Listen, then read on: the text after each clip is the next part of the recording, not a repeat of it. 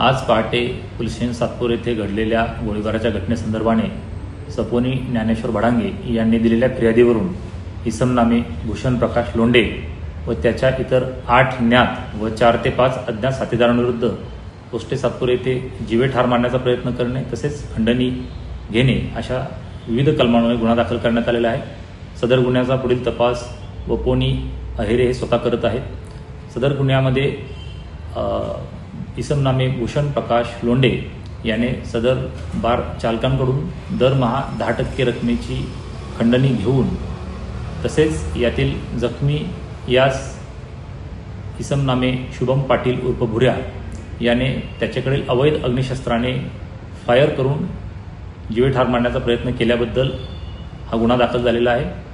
सदर गुन्ह्यामध्ये आम्ही अद्याप एकूण 3 आरोपितांना अटक केलेली आहे व उर्वरित आरोपींचा शोध त्या ठिकाणी आम्ही घेत आहोत। सदर गुन्ह्यामध्ये महाराष्ट्र संघटित गुन्हेगारी नियंत्रण अधिनियम अर्थातच मोक्का अन्वये कायदेशीर कारवाई करण्याच्या देखील हालचाली आम्ही या ठिकाणी करत आहोत। धन्यवाद।